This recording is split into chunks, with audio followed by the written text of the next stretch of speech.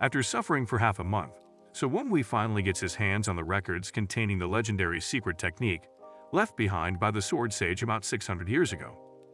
He'd have loved to keep it for himself, but it's useless to him since the part of his body that holds Qi, the Diantian, is broken. He decides to hide it and quickly swallow it before other martial artists come to steal it from him. Mo Dongsu, the head of the Golden Clan and member of the Martial Alliance, and Bak Yang, one of the 4 elders of the Martial Alliance, see him and ask him if he has found it, to which he replies that he already put it in a safe place. He goes further to say he will give it to them if they fulfill their promise of removing the bloodworm from his chest. Yangsu unsheathes his sword and tells him there's no need to fulfill the promise since there's no place for him to return to even if they do. So Wunwei was of the Radiant Earth clan, but he was exiled from the clan when his Diantian was destroyed. Then 10 years ago, he was kidnapped by the Blood Cult and had a bloodworm implanted in his chest. Since then, he had become the puppet of the Blood Cult. He tells Yangsu that he isn't asking for much and just wants to be free from the Blood Cult. However, Yangsu stabs him with his sword and slashes his body, spilling out the secret records, which surprises Yangsu as he never expected him to hide it inside his body. Suddenly, to his shock, blue flames begin to rise from Wunwei's body. Wunwei begins to wonder if there's a second life and hopes to have a better life if there ever is. He suddenly wakes up and sees Song Juabek and Song Wuyan. He checks his body and can't find any cuts or burn marks. He sees his face in the mirror and discovers it's him from when he was young, but he thinks it's a dream. The other 2 guys kick him, requesting their money as they have just won him in a drinking game. He later discovers it's all real and that he is back to exactly 10 years ago, August 9th of the 11th year, the night the Blood Cult attacked and kidnapped him. He quickly searches for the Sodom sword, his mother's only keepsake, and warns the other 2 to get out of there if they want to live. They suddenly hear a loud noise from outside. Wunwei knows that it's the Blood Cult. He remembers Ah Song and goes in to call him. It was only him that was on his side in the Radiant Earth clan. Wunwei takes him along and they both escape to a place where the Blood Cult wouldn't suspect anyone to be hiding. He puts Ah Song in the outhouse and goes to hide among the horses' feed. Suddenly, he starts hearing a voice speaking from the sword, and the sword's avatar appears to him. He is shocked. He then hears one of the Blood Cult members approaching. He first appears to be scared but suddenly comes out of his hiding and kills the Blood Cultist. He is determined to survive in this life. However, the situation got worse. The warriors of the Blood Cult are known to move in groups of 3 surfing their missions, so Wunwei knows there's got to be the others lurking around somewhere, and plans to get rid of the body and leave before they catch up with him. The sword continues to try to talk to him, but he doesn't listen. However, he is shocked when the sword tells him that there's a Blood Cult warrior behind him. He has been watching him for a while. Wunwei, seeing he is a mid-rank warrior, realizes that there's no way he can win if he fights him head-on. The sword offers to help him, but he doesn't listen, seeing her as just a distraction. The Blood Cult warrior tells him to surrender if he wants his life spared, but Wunwei tries to provoke him instead. The Blood Cult warrior approaches him and starts attempting different attacks on him. He grabs his hand, but Wunwei unexpectedly strikes his eyes with his sword. He gets angry and starts attacking him with the basic swordsmanship of the Blood Cult, killing Bloodblade in feints, such that Wunwei finds it difficult to see the attack pattern. He attempts a final blow at Wunwei, but he dodges it, thanks to his sword which told him. Wunwei then starts to listen to his sword's directions and successfully dodges all the Blood Cult warrior's attacks. The Blood Cult warrior is shocked by how a third-rate martial artist could dodge his attacks. He soon kicks his arms, and Wunwei pretends to have broken his arm in the process. As he attempts a final attack on him, Wunwei charges in and kills him. However, after a while, he suddenly receives a punch from a third Blood Cult warrior that sends him unconscious. He is taken to the group of the other Blood Cultists. One of them suggests that he is taken in and raised as a spy, but the head of the squad declines and orders that he is killed instead since he would be useless due to his broken Diantian. He tries talking with his Sodom sword, but it doesn't respond since he's not in contact with it. He is quite disappointed that he ended up in the same situation as his past life when he was caught by the Blood Cult. As they try to kill him, he desperately seeks a way to get out of the situation and sees a white decorative piece on the sword of one of them. He immediately addresses him as the 4th Blood Star, and everyone wonders if the 4th Blood Star is really there. 11 executives lead the Blood Cult, the 4 Venerable Ones and the 7 Blood Stars. Sometimes the Blood Stars disguise themselves as low-rank warriors and inspect the squads, and that's why the fourth Blood Star is there. The fourth Blood Star, Du Jangho, is quite fascinated and asks him how he could recognize him without being in the blood cult, as he has never been caught in his inspections before. Wunhui, an expert at lying from being a spy in his previous life, tells him that he has the blood of the blood cult flowing in his veins.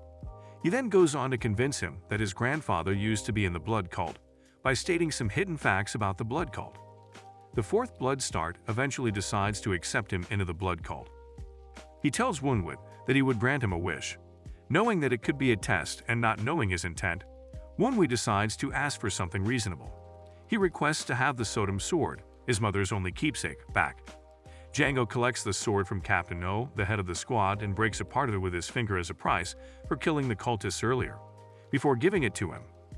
Wunhui observes that the strength of his ki must be terrifying to be able to do that. He starts talking to Sodom again, and so reveals that he is from 10 years in the future, when Sodom asks him if he really belongs to the blood cult. Django tells Captain O to investigate Wunhui and be wary of him, as he suspects he must be a veteran spy from his actions. As the blood cult transport Wunhui and the other captives in a carriage, he continues talking with Sodom, and she feels sorry for him that he came back from the future only to get kidnapped by the blood cult again. Sodom tells him that things could have turned out differently if he had abandoned Ah Song, but he replies to her that Ah Song was the only person who treated him as a human and died while protecting him in his past life. Sodom then brings his realization to the wealth of information he has 10 years into the future and should use them to change the outcome, rather than only try to survive. After a while, he suddenly sees a blue fire rising from his hand, similar to the time he was killed in his past life. He then sees himself in space, and hears a voice different from Sodom's. He returns to himself and discovers that only he can see the blue fire and the dots on his hand.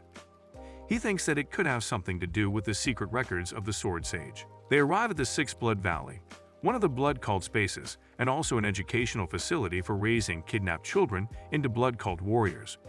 He sees Juabek and Wuyang, and thinks that they are fated to be there after all, since they also became blood cult warriors in his past life. Captain O calls everyone's attention and tells them all to run to the podium. Wunhui immediately starts to run, while others continue standing. He tells Juabek and Wuyang to follow whatever he does if they want to live. The blood cult warriors soon start killing those standing. Wunhui reaches the podium and gets in position immediately, with Juabek and Wuyang also copying him. Commander Gu is amused by him. The kidnapped children get shocked when they discover that they have been brought to the blood cult. One of them starts ranting, and he is killed immediately to serve as an example for others. The blood cult warriors are trying to force loyalty through fear. Commander Gu commences the baptism ceremony.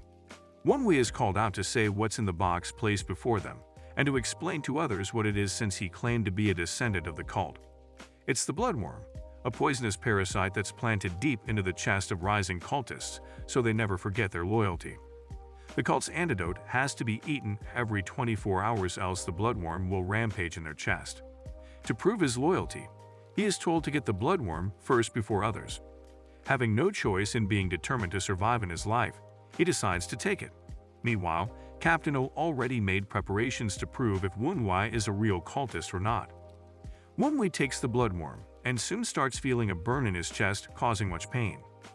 He wonders if Captain O had done something to the bloodworm to cause it to start rampaging. Captain O says he must have stimulated the worm while swallowing it, and he offers to make it go dormant with a simple key technique. Wunhui discovers it wasn't Captain O's doing, and so suspects it could be due to the blue fire earlier. He decides to stop Captain O from using the simple key technique by saying he is already fine. However, Captain O doesn't listen until Wunhui suddenly farts. After a while, the pain completely goes away, and he starts to feel better and refreshed. Captain O calls everyone's attention and tells them about the rank evaluation test, which will soon commence. Wunhui is quite surprised, since it was a different captain who led this in his past life. Their talents would be evaluated by some examiners in the cave and will receive a high, medium, or low board depending on their results. Captain O then shows them his blue belt, which signifies a high-rank warrior in the cult.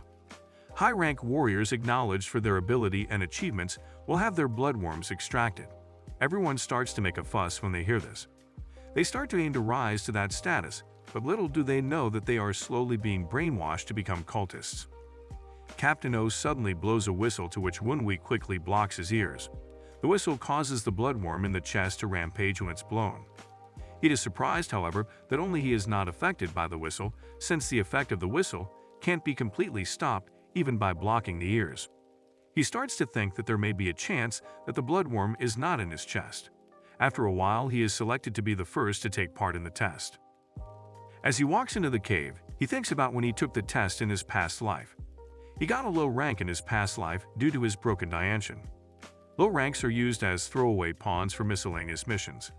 He meets No Sung-gu, the Blood Wolf Captain, his direct superior in his past life.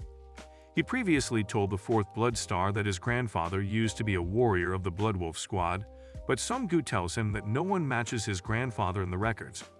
Sung-gu unsheathes his sword, asking for Wu-Wei's real identity. He soon starts to attack him, and Wun-Wei begins thinking of a way to lead this into a conversation, as his body won't hold on for long to keep receiving the attacks. He almost dies from an attack, but he dodges it with Saddam's help. Sung-gu walks over to him and asks how he knows about him. Wun-Wei sees this as an opportunity to save himself and starts to talk about Sung-gu's sister, Soa. Sung-gu had always thought that his only sister had died, but Wun-Wei debunks that fact and says she was kidnapped by the Lunar Flower merchant troupe owned by the 1st Blood Star on the date his father died. On hearing this, Sung-gu finds it unbelievable that the 1st Blood Star is the mastermind behind his father's assassination. Wun-Wei then tells him his sister's whereabouts and says he should send a trustworthy person to go find out. Sung-gu decides to trust him and find out if what he is saying is really true. He then gives Wun-Wei the mid-rank plaque, since he could dodge 2 of his major attacks. Sung-gu is quite amused by Wun-Wei. Wun-Wei gets out, and Zhuabek is shocked to see him in the same rank as him. Those of the mid-rank are told to follow Captain O. How long can Wun-Wei protect his cover without being caught? Let us know if you want the next part in the comment section. Also, don't forget to like this video and subscribe to our channel. See you guys in the next video.